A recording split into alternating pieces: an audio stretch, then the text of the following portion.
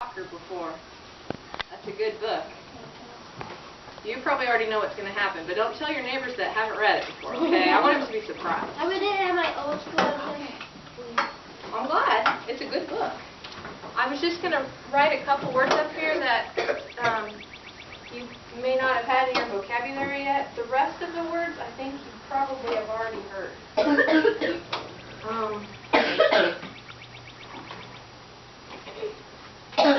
Before we start, that way you know what it's about. Okay. Drizzled. Does anybody know what the word drizzled means? Rock? A little bit, like a little bit of rain. Yeah, it can mean a little bit of rain, but it also can mean sprinkling something on something. Right? Mm-hmm. I have on here to have drift very small drops of liquid on something. So that could be rain or that could be something else. Okay. And the other one was Odyssey. Huh? Yeah, that one I didn't think you would have heard before. It's just a fancy word. What one? Odyssey. It's a fancy word to say a long journey. That's all it means. It means a long journey. Okay? Wow. Yep. Most of the other words I think you're going to know what they mean. Okay. But we will go over them later when we play a game, which will probably be on Thursday. Okay? I'll put this up here. Alright. The title of this book is Thank You, Mr. Falker. See the pictures on the cover? There's a girl here, and there's a man here. Now what do you think the book's about just by looking at the cover? Chloe, what do you think the book's going to be about?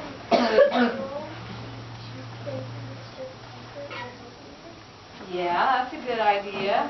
Who else has an idea? Lila? That she,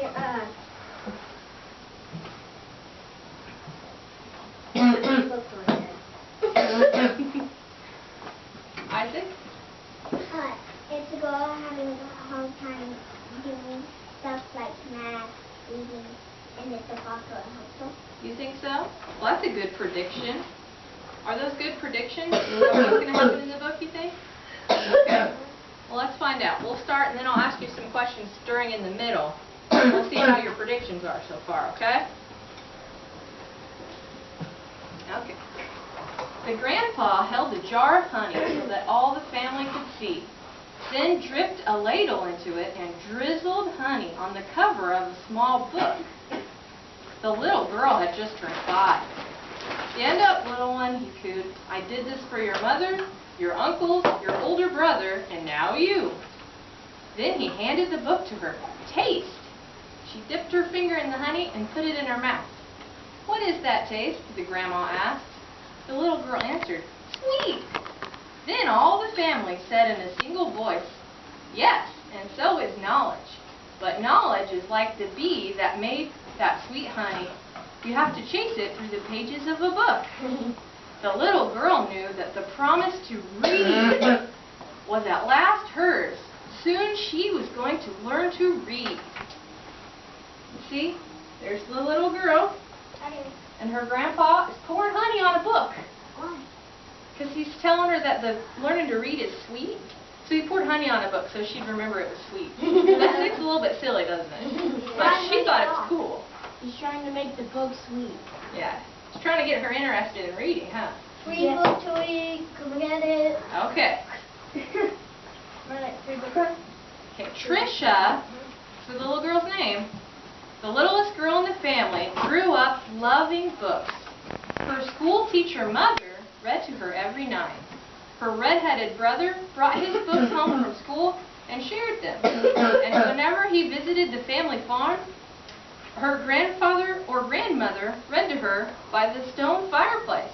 That would be cool. When she turned 5 and went to kindergarten, most of all, she hoped to read. Each day, she saw the kids in the first grade across the hall reading, and before the year was over, some of the kids in her own class began to read. Not Trisha. Still, she loved going to school because she could draw. The other kids would crowd around her, and watch what she was doing. Her magic with her drawings and with her crayons.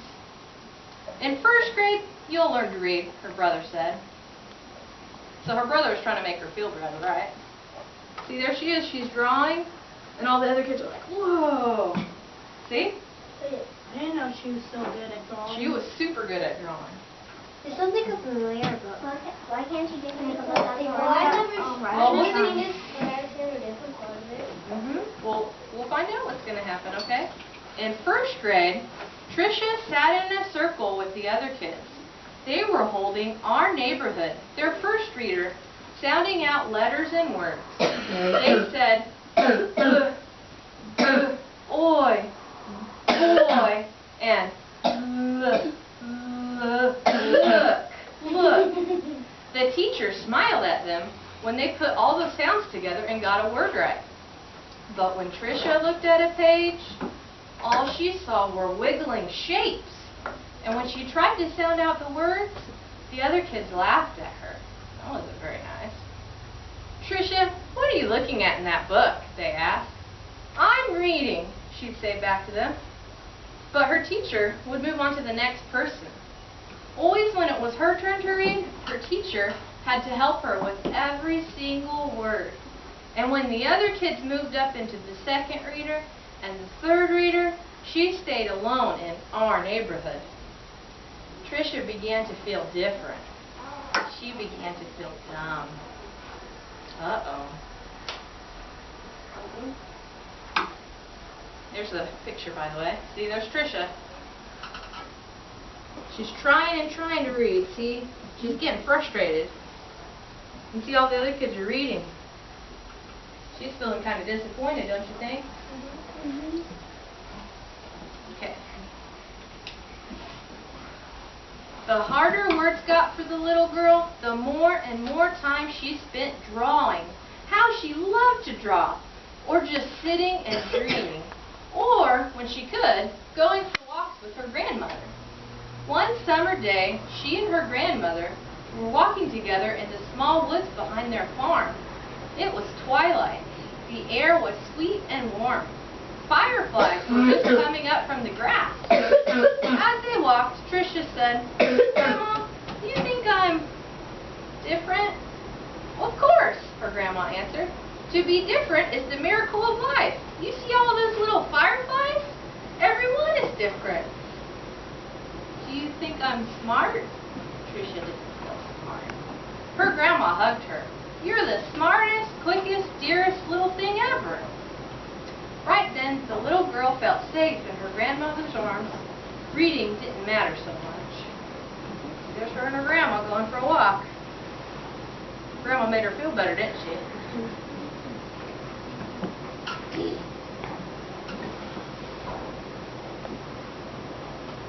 Tricia's grandma used to say that the stars were holes in the sky.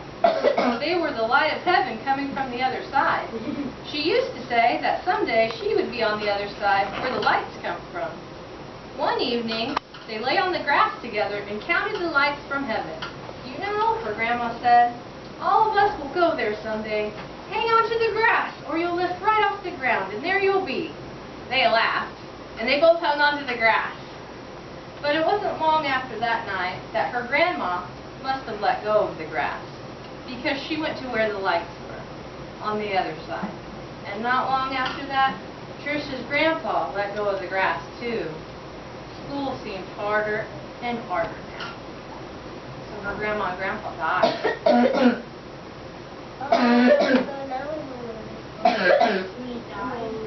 Her grandma and grandpa died. So sad, isn't it? This was actually a true story. Reading was just plain torture. When Sue Ellen read her page, or Tommy Bob read his page, they read so easily that Tricia would watch the tops of their heads to see if something was happening in their heads that wasn't happening in hers. And numbers were the hardest of all to read. She never added anything right. Line up the numbers before you add them, the teacher would say. But when Tricia tried, all the numbers looked like a big stack of blocks, wobbly and ready to fall. She just knew she was dumb. Then, one day, her mother announced that she had gotten a teaching job in California, a long way from the family farm in Michigan. They were going to have to move. There's Trisha watching the kids' heads in class. See, she's looking at his head. She's checking to make sure what's going on in his head. That's a tall desk. Must be a tall teacher. That kid has a big head. Well, she was checking it out. Even though her grandma and grandpa were gone, the little girl didn't want to move. Maybe, though, the teachers and kids in her new school wouldn't know how dumb she was. She and her mother and brother moved across the country in a two-tone 1949 Plymouth. It took